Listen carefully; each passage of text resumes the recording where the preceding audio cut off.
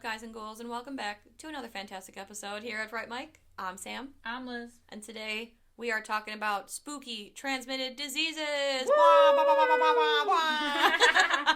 If you haven't guessed it, we are doing our, it's our second Detroit movie of the month. It is. First one being Don't Breathe. I did give a hint for any of you that guessed it. Congratulations, you don't win anything. You win a cookie. That's right. We are talking about 2014's It Follows. It Follows, directed by David Robert Mitchell. Came out in 2014. Currently has a 6.8 out of 10 on IMDb. It has a sky-high 95% on Rotten 95! Tomatoes. That indie. That's high. That Yeah. is high. That's so high. You know. 2014, man. That was almost 10 years ago. I Bro. remember when we saw this movie. Me too. Oh, We're in like the third row. Off to the side, too. I know. Ugh. I mean, no regrets. Honestly. No regrets. I'm glad we saw it in the theater. I think I remember seeing it in like one of the smallest theaters that it like came out in, and I feel like they always do this. This is like a totally side tangent, but they always put indie movies in tiny little theaters. That's because they don't think they'll do well. I know. But it's weird because it's an indie movie, but also a horror movie. So I would have at least gone mid-range theater just for the first week, just to see how it did. Yeah, And it was rated R, so right. you'd think that it'd be more popular than it was, but not at our place of work, which was that theater. And it wasn't like super, and I guess I wouldn't even call it indie, but like Robert Eggers is The Lighthouse. Yeah. That I could see putting in a small theater because that is like a full-on period piece. You know? It's a full moment. It's a moment, which is good. It's good. I do like it, but I would figure you put like something like that in a small theater. Not this. This had like, it had sex, it had young people. Blood. So much gore. blood. It transcended. Is that the word I'm thinking? I thought you were going to say transmitted. Oh. It like sits in a space where like time and seasons are not real. Yeah. They're just all one. That's the thing that makes this movie, I think, cool, in the fact that the time, and I remember this exact conversation 10 years ago. I don't remember anything, but I remember this conversation. Hell yeah. Is the ambiguous, like, time period of this movie, because and I think that was a director's, like, a choice that he made, because, like, you don't know what year it is. There's, like, cars from like the 60s and the 80s, but yet that like cool clamshell, like almost like an e-reader or something. Yeah. That Yara has. And then there's like on my shelf. Yeah. Shelf. That thing is awesome. I want that. I know. Yeah, it is though. It is like an e-reader, Kindle kind of deal. And the way they dress, it's like you don't know necessarily what like time this is. It could be the 90s. It could be the 60s. We don't fucking know. You don't know. Yeah, there's like, I watched it with Luke, who is my boyfriend, and for those of you who don't know, he's a big car guy, and he was like, that's a 90s Probe, that's a 2004 Chevy Malibu, that's a wagon, no one drives those anymore. Like, so the cars are just any era, any and every era. They have like 90s tube TVs, but are watching black and white TV shows on them. But they have cell phones. Well, do they? Because I didn't so. see anybody pull out a cell phone, except for that girl's weird clam. The shell phone. Yeah, the shell phone. At least I don't think. I don't remember seeing anyone with a cell phone. But I could be wrong. Yeah. And also, I feel like even the time of year is ambiguous, because in one scene, when Jay and her sister are walking home, her sister is in, like, shorts and a shirt and, like, almost like a pullover, like, sweater kind of thing, and Jay is just like, it's winter. She's wearing a jacket, she's got a turtleneck on, she's got boots. They're in a pool, they're not in a pool, they're at a beach, but like they're dressed, you know, like it's kind of everywhere. It is. I think I read somewhere that he did that to make it more of like a dreamlike appearance to the movie, whereas like things don't necessarily align or like make sense. But, that's true. It makes sense. But yeah, so it's kind of cool in that way because you don't really know, and I guess it doesn't really matter what time period it is, but it's just like something that's added to the movie to give it like this cool effect. Well, that's the cool thing. I think like other than being like in a dream-like state, which it really is kind of like it's a dream.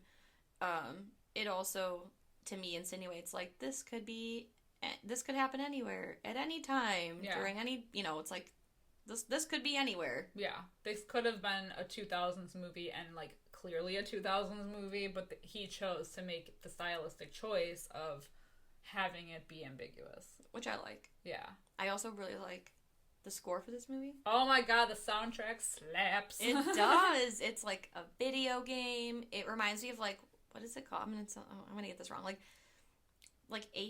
8-bit? Is that what I'm thinking of? Like old school Nintendo games? Mm-hmm. That's what it sounds like to me. They're like, mah, mah, mah. Yeah. Waka, waka, waka, waka, waka. But yeah, no, I know what you mean. Like, it is really catchy. It reminds me of like when we saw Drive in the theater and like how that soundtrack was like bopping. This was like the same thing. Yeah. For sure. Yeah, the soundtrack. Who's it? We just talked about Disaster Piece? Yeah, Disaster Piece is the artist that is like mostly in the soundtrack for this movie.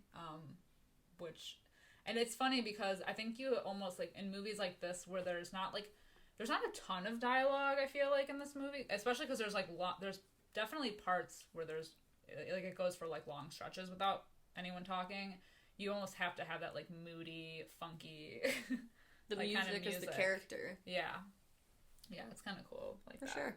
But it's definitely a more of like a eerie, slow burn kind of movie, I would say, but very atmospheric. And I mean, we just made the point of how with the style, like we said, the stylistic choice and the music and everything, but also just like how it's shot. I don't know. Yeah, it's true. I'd say like critically, it's really well done. Yeah. I think for me personally, the story does fall apart a little bit, and it's always like, everyone after seeing this movie has that question like, well, what if I got on a plane? What if I was on an island? Can it swim? Like, you know what I mean? Like, it's Fair always questions. that. I personally want to know. I mean, we're gonna colonize Mars soon. I know it. What if I got on a rocket ship? Could it get me in space? It would go in the next group. Right. The next rocket group that goes off. Because that would be my plan. I would hop aboard the Challenger 2 or whatever I don't know, any of the Apollo 23. And I'd send my ass to space. Right. I'd send my ass to space and be like, come get me now, bitch. Wiener. Right. You nerd.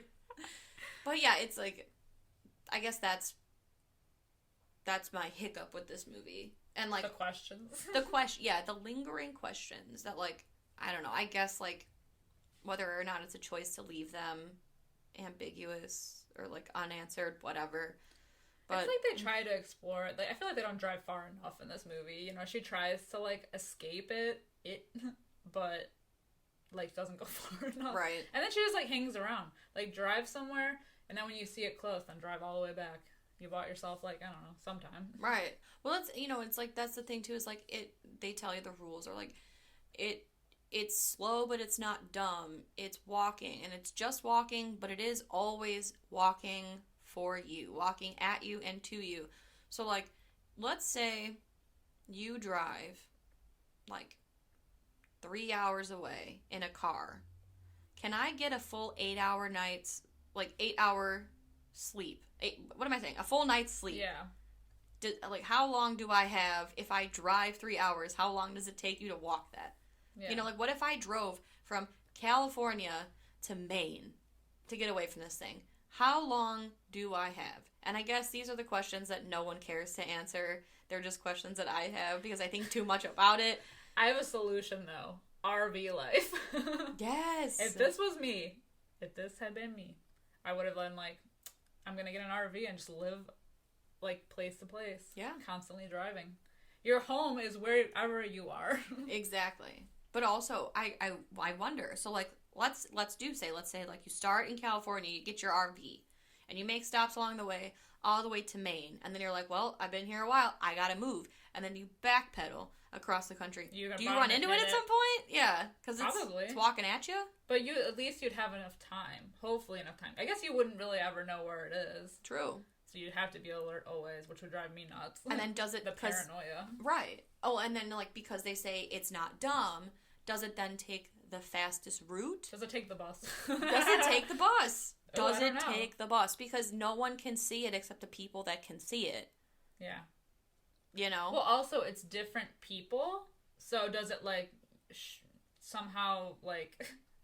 Is it like Star Trek where it beams up and you beam somewhere else and you're like a different person? Or does it like transmit to like, you know, like it has the appearance of other people, but does it like, I don't know. Right. I don't know what I'm trying to say.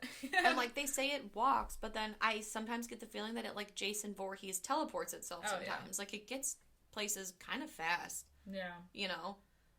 I don't know. And also, you know, again, I feel bad because we're not even like into the movie yet, but I just have so many questions. Like, so again, the guy like ends up telling her like, oh, well, even though it's not coming for me because I gave it to you, I can still see it. So does that mean worldwide, or let's just say it's contained to nationwide, like again, you're driving from California to Maine. If that thing is walking and gets on a bus or just like walks straight through, anyone that has had it at some point, how do you know it's not coming at you? Like, do you see it walking and then you're everyone like, oh, is shit. just paranoid. Right. Yeah. Then you have just a whole nation of paranoid people. Is that what this is? Is that what 2021 is? It literally is. It's a full circle moment. It is. No, It Follows is 2020/2021. True. It's a nation of paranoid people where we think that COVID, is gonna get us. That's so true. That's deep. These are the days of our lives. Shit. You just made a fact. Oh my god. Let's get into the movie. Okay, sorry guys. Because I feel like we have a good discussion. We'll have more. It's fine. It's fine. But like, so the movie opens on like a pretty cool note with a girl who just like runs out of her house and we see her like running into the street, like looking around, like the camera, which I really want to touch on because it does it a couple times in this movie where it does that like 360 thing, which like is really good later on for a specific scene. I'll get there. But yeah, so she runs out in the street and her dad's like, Annie, what's going on? Like there's like a nearby neighbor who's like sees that she's like obviously distressed and everything, and they're like, you alright? And she's just like, So she runs back in the house and comes out and like drives away in heels. Yeah, running in heels. This is a dream. Yeah, it is a dream because you wouldn't catch me dead wearing heels and running. Right. Absolutely not. Either separate. Right. But she takes the car all the way to the beach and she's like parked up there and she has like the headlights on her and seemingly just like waiting for something, and is like on the phone with her dad saying like, sorry, I've been such a shithead, love you all. Cut to her like the next morning, dead as fuck, in that like weird pose where her leg is like snapped the other way. Her leg looks like the thing that you use for long division, like that little house. Or like, you know what I mean? Oh yeah, I know what you mean, for long division. Yeah, for long division. That's what her body resembles. The little check mark with a roof. Yes, exactly. Like her leg is like touching her forehead, essentially. That's a screenshot worthy moment. Though. It's true, or and like a screensaver moment. And her other leg, or her other foot, is missing. Yeah, she don't have another foot. It's got a foot thing. Yeah, and she's still wearing her heel. We love this. She's a hot mess. Yeah, she's a mess. But it's like she did the walk of shame. To hell. Those heels. Yeah. And ended up dead on the beach. Yeah, so she is mangled, and then it just cuts to something else. They're like, and that's enough. Here's Jay. Here's Jay, our main character. She reminds me of like an off-brand Brie Larson. I can see it. You know? Yeah. She gives me Brie Larson vibes. Yeah, they look similar. They do. It's the blonde, straight hair. And the bangs. The side swoop bangs. And the minimal makeup. Mm-hmm. Well, she's on a date. She sees she's with this guy that she's been kind of seeing, and she goes on the date with him to a movie theater, and they're playing this, like, fun little game of, like, trading places or something, where, like, if you could, I don't know, whatever. If you could, like, look around and see if you would trade places with anybody, and then I have to guess who it is, blah, blah, blah. So, she mentions, like, oh, is it the girl, or no, he says it's the girl in the yellow dress, and she's like, what girl? And he obviously can see someone there that she can't, And then he, like, freaks the fuck out and is like, we need to get the fuck out of here right now. I gotta poo. Yeah. I don't feel so good. Yeah, it's funny because she's like, are you fucking with me? And he's like, no, I'm sick. We gotta go. But then he takes her to a diner. Yeah. And you do see somebody walking. Yeah. In the background, like, towards the diner. Yeah. So it's kind of the first little, like, you know. Ooh, what's happening? Wink, wink, hint, hint.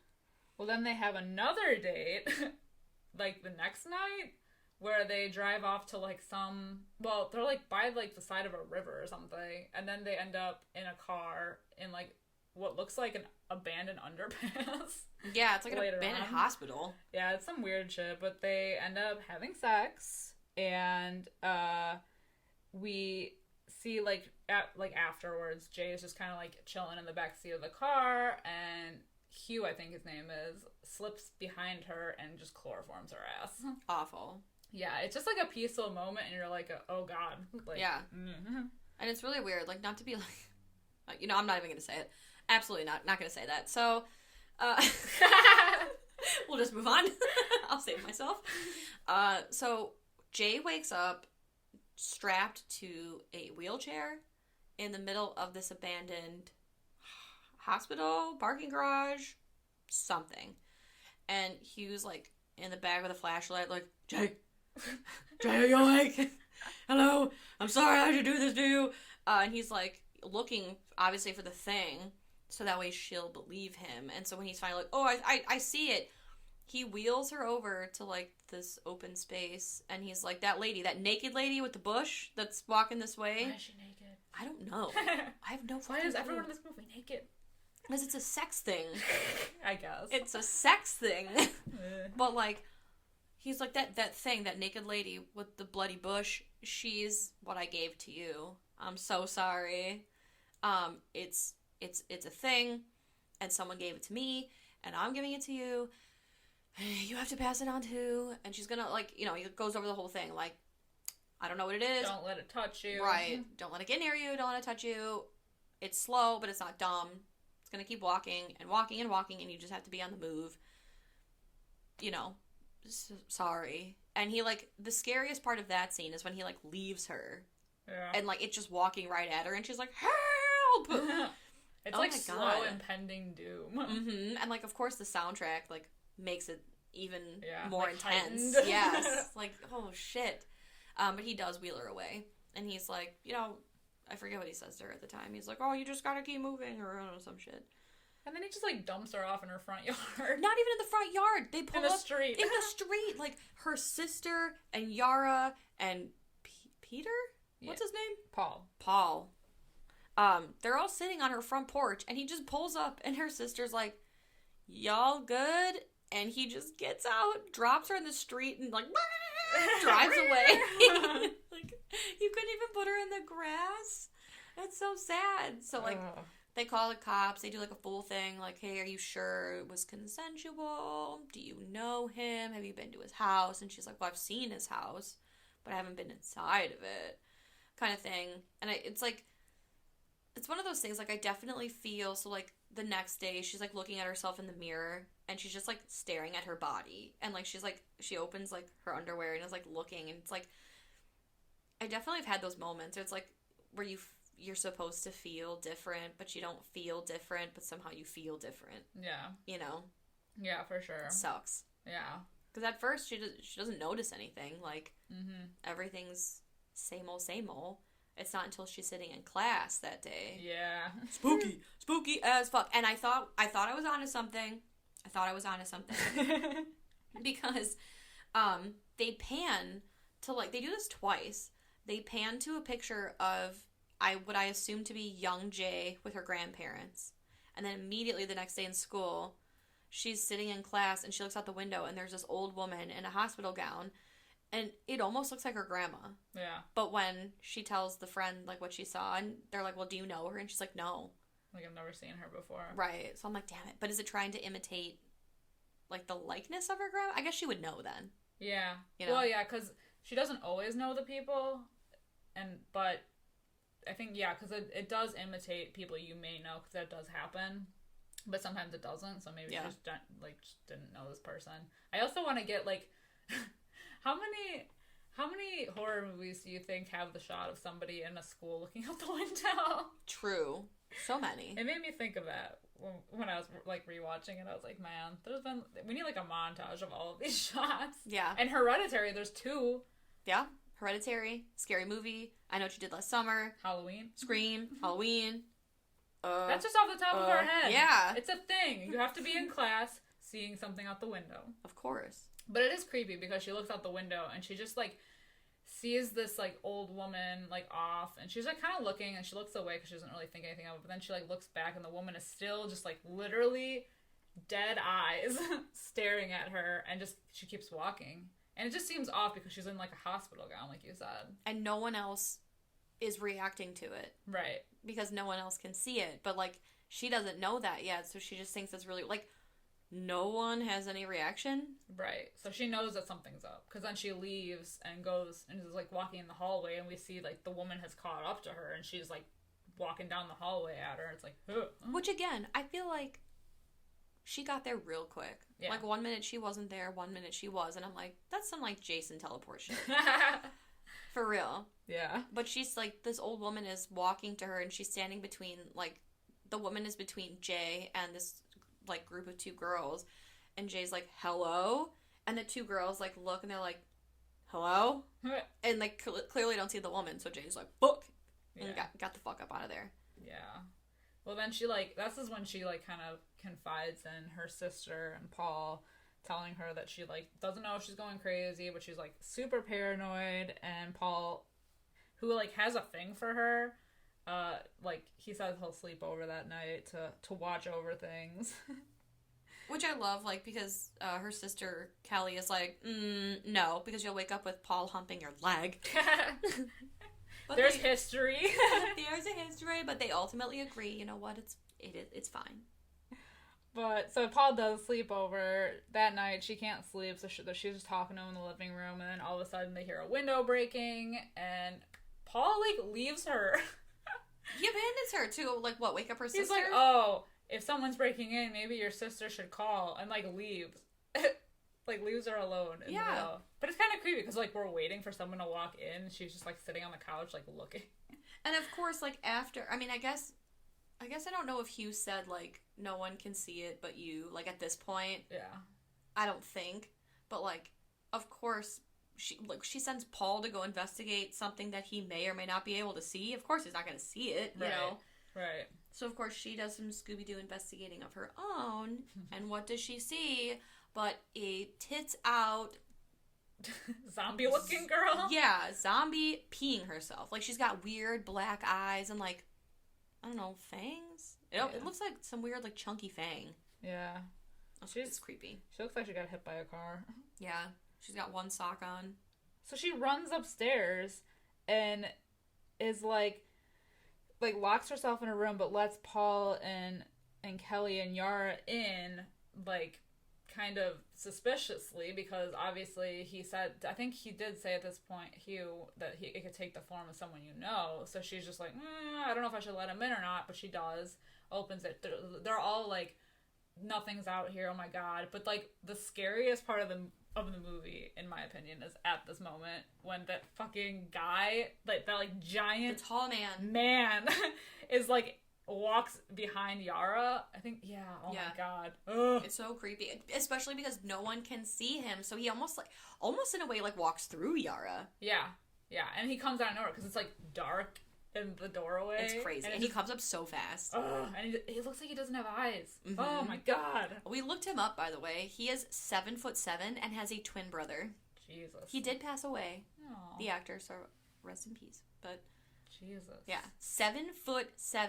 No wonder he ducked through the fucking doorway. Like, god dang. He like looms in like a ghost. It's crazy. Oh, I remember in the theater it got me. That got me. It was a jump scare for sure, because we're like, okay, like all is good. Because what this movie does is, and it does it a few times, is these like perspective shots, like especially at the beach. Yeah. Because it's like we see what like Jay sees, where she actually sees the person, but then we also get the viewpoint of everybody else where we don't see it at all. And this is one of those moments where like at first we're like, okay, all is well, she let them in, whatever, you know, and at this moment it took the shape of something else, because she didn't know the zombie girl that we know of, and now it's taking the shape of this giant man. Yeah.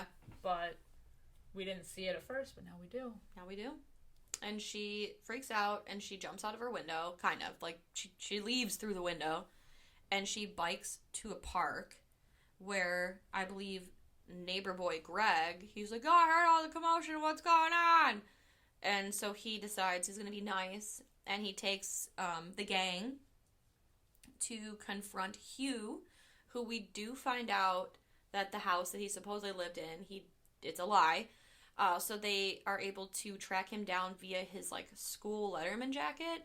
They found out his name is Jeff. So they find Jeff at his house, and they're sitting in the backyard, and he's like, yeah, I can still see it, which makes me laugh. Like, he's like, I can still see it. Is there more than one it? Because he doesn't live near Jay. Right. Because they had to track him down. Right. And she's not driving. I'm assuming she's not going anywhere near where he would be. Yeah, because they drive to the city. Yeah. Like the outskirts, because they mentioned that they're out in the city and that they Detroit. were never, like, allowed to be anywhere near, past a certain... Below, like, 8 Mile. Yeah, below 8 Mile of their suburb to go to the city for all of that. And so they would have had... there would have been a lot of time, but it does catch up to them. Right. Kind of. You know what's interesting, though, like, going back to the whole, like, 360 shot, is the scene where they're at the school kind of investigating. Oh, yeah. That part where it, like... It's like, it shows them talking to, like, one of the office people in the school. And it does that, like, roundabout shot with the person following them. And then it goes back to them. And you're just, like, wondering. Yes. The whole time who it is. Because you do see, like, that is a cool shot. And it's, like, cool because, like you said, it's just a rotating camera shot that never, it's the same speed. Yeah. It's a consistent speed. So, like, there's no urgency. There's no stopping or panning of the camera or, like, looming on something. You just see this person in a backpack. I think it's a female. Yeah. Walking. And then it comes back around to Jay. And then they leave and they get in the car. And you see them again. You see them again walking towards the car. So it's the whole time. It's like, is it or is it not? Yeah. Which it leads to, like, a funny moment when they're talking to Hugh Jeff. And he's like, I can still see it. You have to have sex to pass it. I got it from a lady at a bar, blah, blah, blah. And then there's, like, a female soccer player walking. And Jeff's like, do you guys see that? And they turn around, they're like, yeah. It's just so, like, wah, he's wah, so wah. on edge. It makes you wonder how long he's had it. Because he's so on edge that, like, it's like he knows so much about it. Because, like, how would he know? He said it was a one-night stand. I never saw her again. Unless the lady was like, fuck you, like, these are all the rules, and then booked it. Right. He's like, I didn't even know the girl's name. Maybe he left her, like, she left him, like, a note on the nightstand, like, thanks for the good time. By the way, you have a spooky transmitted disease, and here's how it works. Right? Man, being, like, a non-believer or just, like, a skeptic would really get you fucked in this movie. For sure. Well, like, it does to... Yeah. What's his face? Yeah. Later on. Because he's foreshadowing. Exactly. But, like, yeah, like, just... You better believe right away that this is actually, like, a thing. Or you need some kind of proof right away because it's, like, no hesitating. Which I think is why, like, I mean, Hugh/Jeff is a scumbag for passing it, but also he does have to pass it, and he knows Jay is pretty, and she will have an easy time passing it, which he does say. And he is, I guess, kind in that way that he sets her up to very much prove, like, this is real. Yes. Like, you need to believe me. I'd still kill him. I'd be like, ah! Oh, for sure. Why? But also, okay, now here's a question. Again, thinking way too much into this. So, like, you know, he tells her, he's like, you have to pass it, and you have to, like, hope that the person you pass it to passes it again. Because if you die, it comes back to me. It always comes back to the person previous. What if Jay passes it to a dude, but then, like, dies? Like the guy dies? No, like, what if, like... Oh, she died. What if she passes Maybe it, so it's that guy. generation. Right, then does it go to Hugh? Like, does it skip down the line? Like, oh, well, she's fucked, then you're next. You know, so is that why, like, everyone's on their toes? Yeah. But, like, the thing is that even when you're safe, you're not really safe. You know what I mean? True. Because people can be dumb and you know, like I said, skeptical, so they get themselves killed. Well, it's back to you. So you're never really safe. So it makes sense why, like, Jeff is on edge, because he's just like, you know, is she gonna be smart enough to actually believe me and do what she needs to do and, like, pass it on? Because he says to her, like, when they're talking, like, you know, you could outrun it and buy yourself some time, or you could pass it on to somebody else, you know. Yeah. But you're just never really safe, even when you are. That's why you gotta pass it to someone that you know will pass it, and then board a flight to Mars. Colonize the moon or something, I don't know. Exactly. Be like Xenon. Yeah. Yeah, hang out in the space station. Anyway. They decide to try to outrun it by going to Greg's lake house. Yeah, I think so. He does, like, kind of help her out. Like, has her practice shooting. Mm-hmm. In case, like, long distance shooting, in case, you know, it could get shot. Yeah. Or it is, like, able to be killed in that way. Because I don't think they have tried anything up to this point to stop it. No, they just keep running from it. Yeah. So a little self-defense moment. Which is kind of him. You know, he's trying to help her out. Right. I'll give him that. Yeah. And this is the scene where they're kind of sitting on the beach. This is a cool scene. Oh my god, this is like... Because they're all sitting on the beach. No one's talking. No one talks in this movie. No. There's very minimal talking. They're just kind of chilling. It's a happy moment, whatever. And then, like, oh my god, you see the girl in the background who I think is Yara. But Yara's also in the water swimming. Which you don't see right away. Right. So you're like, by the time you realize that Yara's in the water, you're like, but Yara's behind. Oh, shit! But, oh my god, but it's like, it's horrendous because, like, they're all sitting there. We see Jay, who, like, man, you gotta sit the other way. Well, I guess that doesn't matter because they can't see, but, like, she always has her back to it for too long. True. She's gotta be, like, looking around. I would be, like, constantly scoping the perimeter. You gotta keep your head on a swivel. Oh my god, because we see the Yara lookalike, like, looming over towards her, like, slowly walking. We're like, oh my god, she's not gonna turn around in time. Oh my god. And then it's crazy because this is, I think, the first time that we get the perspective shot. Yes, a non-Jay view where we just see Jay's hair lift up. Yeah. Like somebody's grabbing it, but, like, we don't see anything. So we're seeing what everybody else is seeing. It's fucking crazy. And then this also goes to show that even though you cannot see it, it does physically exist because Paul is able to hit it. Yeah, and then it hits Paul. Because then he has that mark on his leg. Mm-hmm. Which I don't think they explain because she also has the mark too. Doesn't somebody once else it grabs her in the pool. Yeah. Yeah. So she has the mark and he has a mark. Mm-hmm. So it's like, ooh. Right. But also he said, don't let it touch you. And it does touch them both. It does. That moment, so. Well, and that's the weird part is, like, it attacked the girl in the beginning and then Greg so immediate and viciously that, like, why didn't it just do that to Jay? Like, why didn't it just pounce on her? Yeah, we don't really get a shot, like, a direct shot of it killing anyone until it kills Greg. Yeah. But even then, it's not like, we're seeing, like, after, kind of, you know? But it tackles him. So it's like, I guess, fill in the rest. Like, it's not like it grabbed his hair or, like, whatever. Right. Like, it just full on fucking tackled him. Right. So it's interesting that it doesn't, you know, because we didn't see the girl from the beginning get killed in that, like, mangled ass way. True.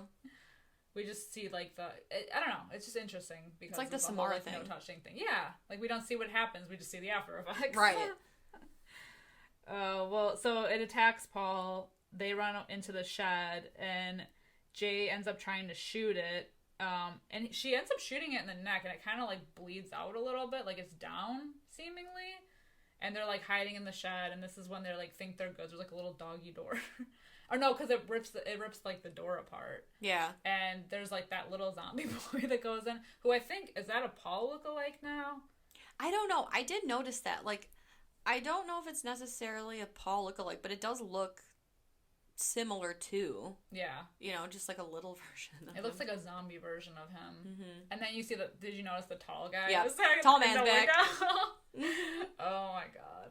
It's crazy. So, like, they, of course, are all screaming. Jay escapes. She steals the car and drives off, and all of her friends are like, what the fuck? So she just leaves them, and it's cool because you see them running at her, and you do see the thing walking behind them. Yeah. And she drives off, and while she's driving away, a truck backs out, and she, like, swerves to not hit it, and she ends up crashing into a cornfield, knocking herself unconscious and winding up in the hospital. Mm-hmm. So she's in the hospital. This is a pretty suspenseful moment, too, because you don't know how much time has passed. So, like, the thing, or we don't know what hospital or how close this hospital was to wherever they were, how much time has passed.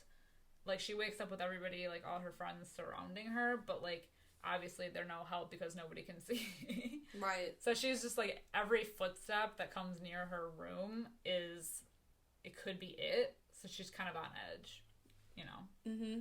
But, that night, and this is an interesting choice. That night, her and Greg end up having sex. Disgusting. In the hospital bed. Disgusting. And then he's gross. I'm guessing he was just kind of like, oh, like, let me see what you see kind of thing. Yeah. But it was or maybe she just wanted someone to be in her situation to, like, essentially pass it on, but, like, so she had, like, more eyes. I don't know. We don't really get an explanation. They just do it. But this point, they're kind of, like, monitoring the situation. I think Jay is still kind of paranoid and, like, locks herself into a room. And, like, we learned from Greg that he hasn't seen anything. It's been, like, 3 days. He hasn't noticed anything. He thinks that maybe they got rid of it and it's no more because there's been nothing following him. But also, I feel like there's a lot of, like, implication shots in this movie. Like, she has sex with him, and I feel like the implication is that he gets around because, like, remember at one point he's, like, making, like, sex eyes at her sister, right? You know, so it's like she gives Greg the thing. And then the next shot is him at a lunch table with all these, like, females. Right. And, like, he's got his arm around this one. And I'm like, so are they trying to lightly imply that he has now passed it to one of them? And maybe that's why it's been 3 days and he hasn't seen anything. Because it's coming for that girl. Yeah. Until it gets her. And it did. Right. For sure. But he's also skeptical. Like, and this is, like, kind of weird, this moment where, you know, he comes over to the house to check on Jay, and they're all kind of like, yeah, she's not doing great. She locked herself in her room, blah, blah, blah. You know, and they find it hard to believe that he says he hasn't seen anything, like, nothing is out of the ordinary for him. And at this point, I feel like is when, like, Greg's character takes, like, almost like a 180 of, like, up until this point, he was willing to like, stop what he was doing that night when they were at the park, to drive to the lake house, to, like, investigate all this stuff, and suddenly he's, like, super skeptical of everything just because he doesn't see anything right away. It's just interesting. Yeah. Because it's just, like, a total, like, yeah, I don't see anything, so she must be making it up, you know? Yeah, he kind of becomes a dick. Yeah, like, out of nowhere. But I feel like it's also because he got his sex. He got his sex. And now he moved on. Exactly. So ultimately, Greg doesn't believe Jay, which is too bad because one night she's, on investigating. Neighborhood Watch. Exactly. Neighborhood Watch. And she notices a man in some white long johns. I'm not even sure. They look like long johns. They do. And he tries the front door. I'll give him that. And then he's like, oh, it's locked. So then he just throws a brick through Greg's front window and enters. And Jay's like, fuck. So she runs and she bangs on the door and begs Greg to open it and then slinks inside herself. And she hears pounding and heads up the stairs and she sees what we find out to be Greg's mom, or like the shape of Greg's mom, banging on Greg's door. And it stops for a minute and looks at Jay and makes, like, the creepiest eye contact and then just goes back to knocking on the door because it's not after her at this moment. Yeah. But I almost got, like... soon. Right, like, bitch, you next. So Greg, like, flings the door open and he's like, Mom, what the fuck? And then you just see, like, wah! And, she just, like... lunges at him. Yes. And then I think, like, the music cuts out, right? Like, you just... It's a focus on Jay and she, like, goes down the hallway and looks. And oh, my God. How do you even describe something so... I call it mom fuckery. Yes. Greg is literally getting fucked to death by his mom. Or the shape. It in the shape of his mom. Yes. And he is pale and green. And dead as fuck. Yeah. It's definitely fucked his brains out and then some. Like, it's so weird. Yeah. So obviously disturbed by this, as we all are. Jay drives off and ends up sleeping in, like, the middle of the woods. On top of her car. Like, on the hood. In the open. In Girl, the have open. you not learned anything? Like, you dumb bitch. Yeah. You dumb bitch. At least sleep in the car. Then you hear it when it's trying to get in. Yeah. It's like she's asking to get fucked fucked to death. Yeah, by her parents. Got it. So she wakes up in the woods and she notices on the lake nearby that there's like 3 or 4 dudes on a boat just chilling. So she derobes herself and starts swimming towards the boat.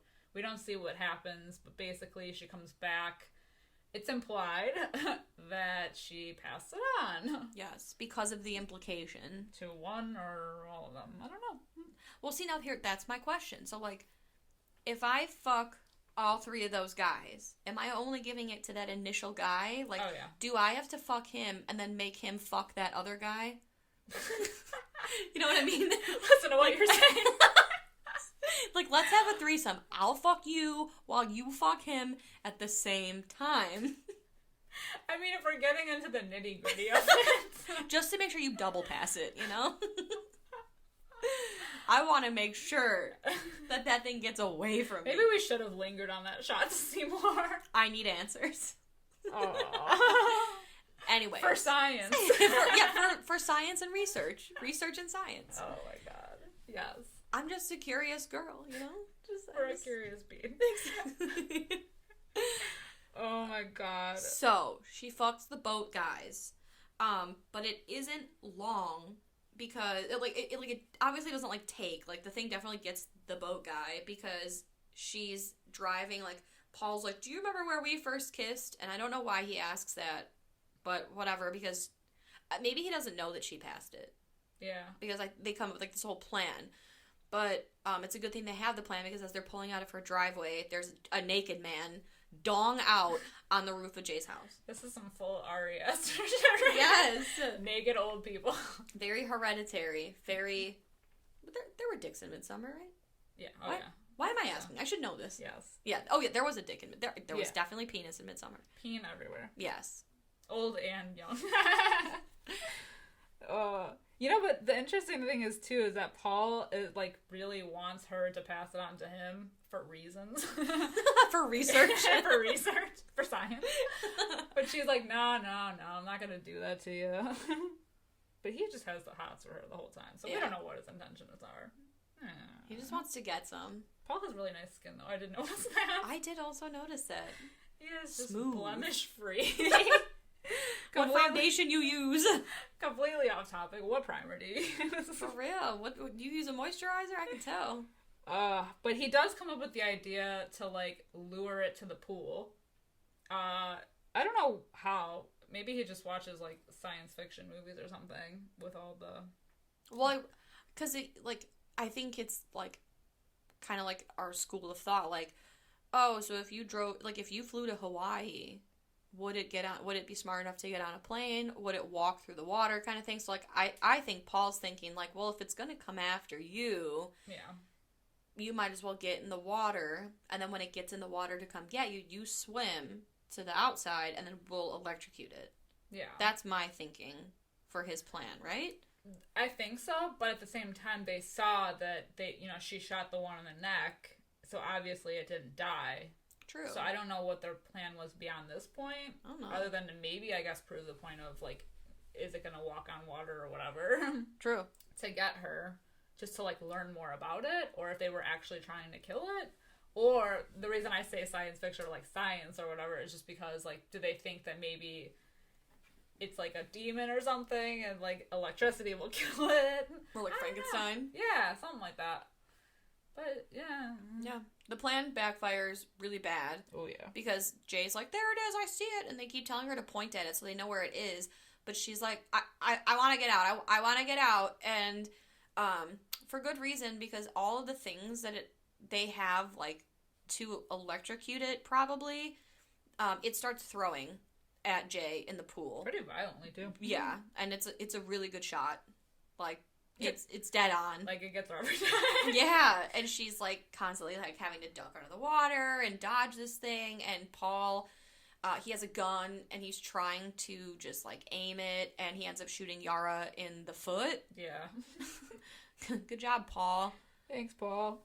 So they eventually, like, it gets in the pool, and Jay is just about to get out, but it pulls her under, and then she's, like, struggling, but a bullet does get it, and it just, like, rubs at the bottom of the pool, so Jay can get out, and, God, this is annoying, because they, like, peek over the edge, and then it just, like, it reminds me of, like, Hercules, the cartoon, where, like, the clouds billow, you know, kind of thing. Yeah, it's just, like... The blood billows. It's billowing blood, and then it just smash cuts to Jay banging Paul. Mm-hmm. And then... Which is something that they weren't going to do before, but yeah, now. It just is a smash cut to them smashing, and then Paul bangs a hooker. Hookers. Well, we assume he bangs a hooker. Again, it's he, like, because drives of the to the implication. ghetto. Yeah, drives to, you know, Detroit. So it's, again, heavily implied that he bangs a hooker or a lady of the night, whatever you want to call it. It was like 2 p.m. But, so then Paul and Jay walk down the street holding hands, and we see in the background someone is walking behind them at a distance, and it's... But still walking nonetheless. Still walking. So it's like an open-ended, essentially open-ended movie of, like, is it following them, or is it just no one? Is it just somebody walking? Someone random walking. And that's the movie. That's It Follows. Woo! Roll credits. I don't know, man. I don't know about this one. You have more questions than answers. 2 weeks in a row. More questions than answers. I'm gonna let you go first. How would you rate this movie? I like this movie. There's nothing wrong with that. I know. This is, like, one of those rare times when we are, like, at a different ends of the spectrum on a movie. I gave it a 4 out of 5. Wow. I know. I know. I like it. Like, it was weird. I feel like when we first saw it, I didn't know how to feel about it, because I don't know, but I, like, enjoyed it so much after revisiting it again. I just think it's interesting. I don't know. I mean, it is slow, but it's interesting. Okay. It had me on my toes. Constantly looking around and everything. Oh my god. I can see it. I'm afraid to ask you what yours is, because I know you're going to rip it a new one. I'm gonna give it a 2.5 out of 5. Okay, that's fair. It's middle of the road for me, because it has pluses and minuses. The pluses being, I love the score and the camera footage. It's like foundationally, critically, this movie is beautifully shot. I love the score. I love the tension that it builds and the suspense that it is able to carry. And I like the concept. Like, the concept is very neat. Yeah. I love the ambiguous timeline and season, and I love it. Where it loses me is in the story and, like, the back half. For me, the movie opens strong. It does have lulls. There's a lot of, like, again, kind of like Bird Box, where, like, it's a lot of just, like, oh god, they're running, and then they're waiting. Yeah, a lot of waiting. It's a lot of waiting until it shows up again, and then they run, and then it's a lot of waiting. And it's a lot of downtime. And, you know, I'm not counting it against the movie, like, the lack of answers. Like, oh, can I walk on water? What if I do this? I'm not counting against it. It's just, like, the back half of the movie, like, with the pool. That's where it fucking loses me. Yeah. Is, like, okay, why was that necessary? Mm-hmm. Like you had pointed out with shooting it. You know it can't be killed. so what's the point? And then it just smash cut. Like, that was all for nothing because it just smash cuts to her banging Paul so he could bang someone, and then they walk and it doesn't matter. I mean, it does matter, but, like, it doesn't matter. Right. That whole pool thing, if you cut that out, I don't think it would have mattered. Yeah, that's true.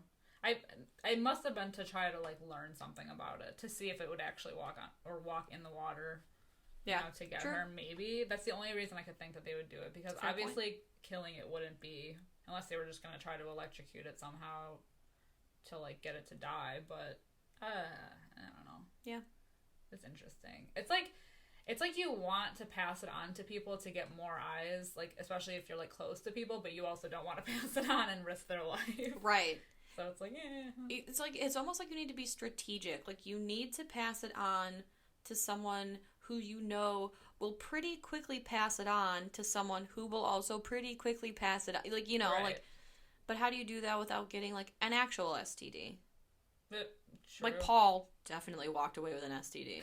Right? You know? I mean, yeah, because Jay had, like, sex with 3 people in just this movie. Right. Which I didn't realize. So, I've seen this movie probably, like, 4 times now. So I've given it a fair shot, okay? Yeah. I've given it a fair shot. I did not realize until yesterday when I put it on, she's 19. Oh. I did not realize that. I don't know what I thought. I don't know how old I thought she was. But when I saw 19-year-old Jay, I was like, she's 19. She's getting around. Yeah. That is young. I thought it was funny when Jeff, and I think he says it in the beginning, when he's like, just pass it on to somebody else, don't worry, you're a girl, you'll have no problem. Yeah. But it's true. I mean, if you do think about it, it's true. Like, if a guy's like, fuck me, girls are like, no. Absolutely not. Absolutely the fuck not. If a girl's like, fuck me, 9 times out of 10, the guy's like, okay. Well, that's why when she gives it to Paul, it's like, oh, sweetie. Honey. Ugh. But, you know, Paul... Doesn't have a chance. Paul's never gonna make it. You gotta be strategic. Maybe that's why. Maybe she... This is so morbid. Maybe she figured, all right, I'll pass it to Paul, and then eventually, right, he'll get off my back one way or another. You know what I mean? Like, get off my leg. Yes. Oh my god, maybe. Ugh. Well, I think we've had enough fun for today, so we're gonna call it on this podcast. Hopefully, you follow us on on Twitter, Facebook, Instagram. We are at Fright Mic Podcast. We are on all social medias, and we do check them regularly. So please come have a conversation with us. Let us know what you think about It Follows. Do you like it? Do you not? Do you have fan theories? I want to know the theories. If you've got some, clearly I have a lot of questions. So let's talk about it. Give me some answers. We are also over on Patreon, patreon.com/Fright Mic Podcast for some extra spooky goodies. If you didn't get enough of us here and you want to hang out after hours. Over there. And as always, if you wouldn't mind, if you would be so kind to leave us a friendly review and or comment, that does help us, you know, get our name out there. Grow our Fright fam. Absolutely. And any last thoughts? No, I don't think so. Thank you for joining us this month. Yeah. It's been interesting. All of the senses. I did not see it coming. I'm kidding, I did. Until next time, I'm Sam. I'm Liz. Rest in peace.